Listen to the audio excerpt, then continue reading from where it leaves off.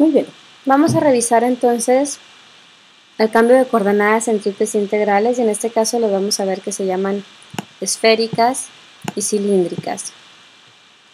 Vamos a ver aquí la comparación entre las dos, pero como su nombre los dice, las coordenadas esféricas me generan esferas de manera muy sencilla, mientras que las cilíndricas me generan cilindros de forma muy sencilla.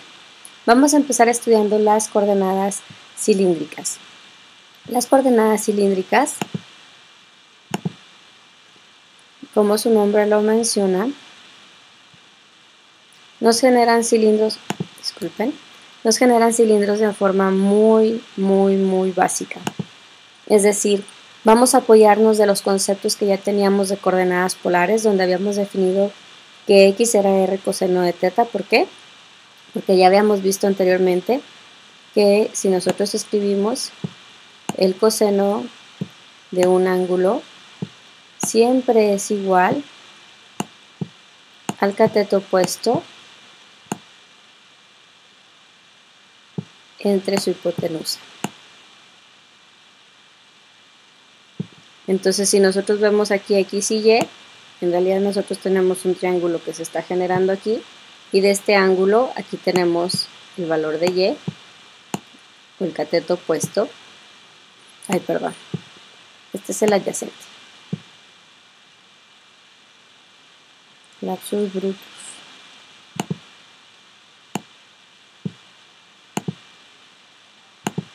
Me corrijo esto, ahora sí. El adyacente. El adyacente entre el hipotenusa. Entonces, si nosotros vemos, aquí está la dimensión en x, que es el adyacente.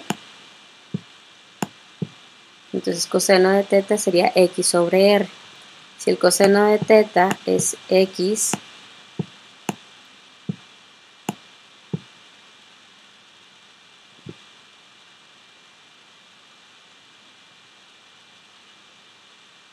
sobre r, entonces despejando a r tenemos que x es r coseno de teta. Y sucede lo mismo con y. Y sería cateto el seno de teta es igual al opuesto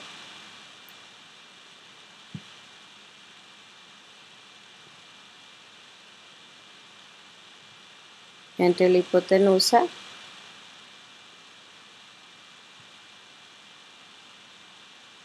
y por lo tanto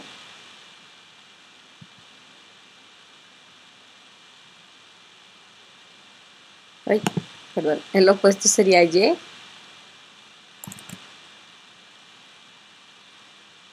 entre r, ¿verdad? Y sobre r.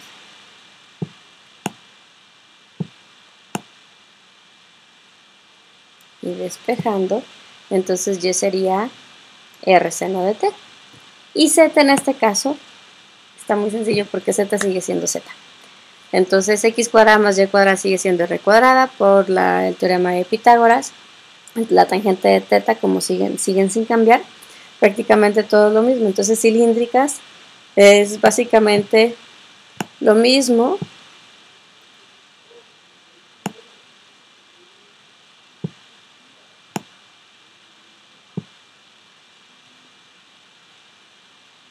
que polares,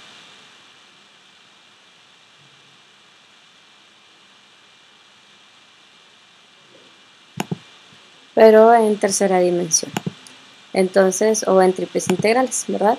Entonces todo esto se vuelve muy sencillo porque prácticamente es repetitivo. Lo parte importante aquí es que vamos a tener cascarones cilíndricos. Entonces, por lo tanto, el diferencial del volumen sigue siendo dos longitudes entre dos arcos, ¿verdad? O el diferencial del área sigue siendo el cambio de dos arcos y por lo tanto sigue siendo r de teta. Y como z sigue siendo z, entonces su diferencial es directo. Entonces vamos a ver aquí, muy importante, que el diferencial es r de z de r de teta.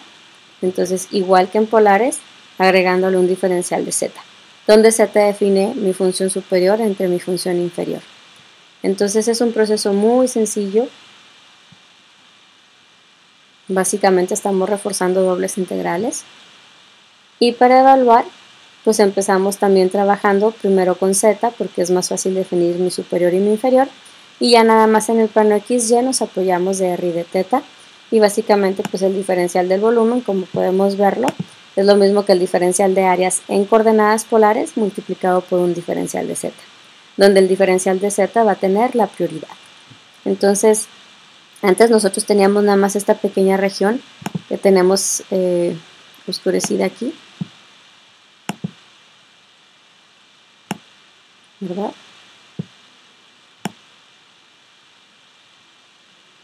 Este pequeño recuadrito que tenemos aquí.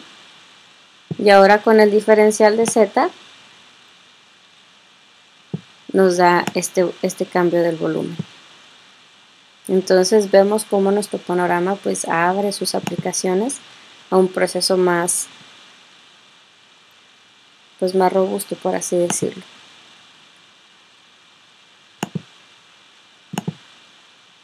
Es importante reconocer que no siempre tienen que ser radios perfectos, es decir, no todo tiene que ser círculos concéntricos. Podemos tener R en términos de funciones polares, que pueden ser formas de pétalos, pueden ser curvas.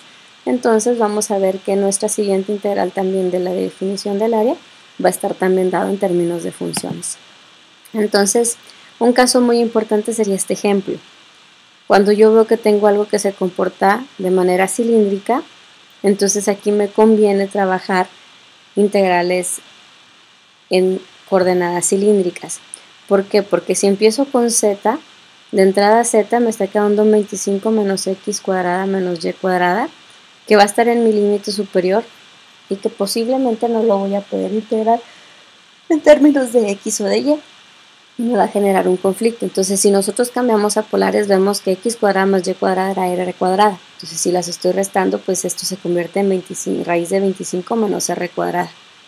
Y mi región, que era la circunferencia en x cuadrada más y cuadrada igual a 9, pues se vuelve una integral de 0 a 3, porque el radio se está moviendo de 0 a 3 y de 0 a 2pi.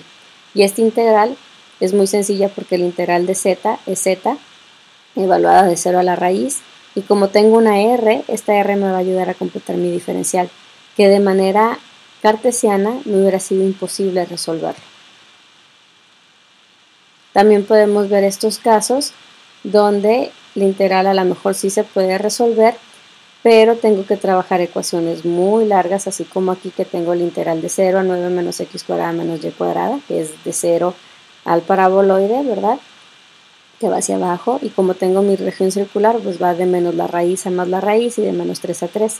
Si yo cambio esta ecuación en términos de cilíndricas, veo que x cuadrada pues es r coseno de θ elevado al cuadrado. De 0 a 9, 0 sigue siendo 0, porque es z igual a 0. Z igual a 9 menos x cuadrada menos y cuadrada, en términos de r y de θ cambia a menos r cuadrada. Y esto, que era la circunferencia de radio 3 completa, se vuelve de 0 a 3 y de 0 a 2pi. Entonces, aquí lo importante es ver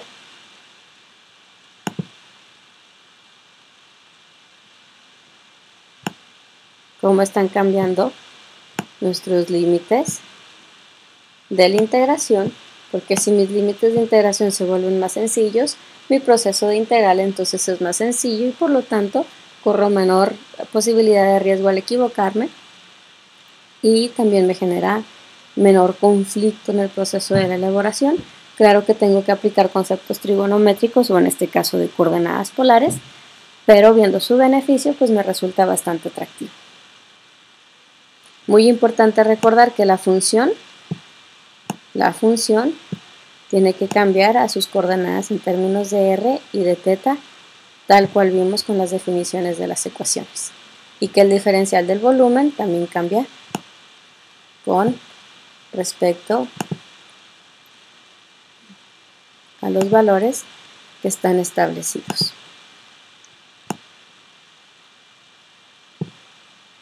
Entonces, recordar todos estos cambios muy bien, es decir, todo se tiene que reescribir en términos de coordenadas cilíndricas.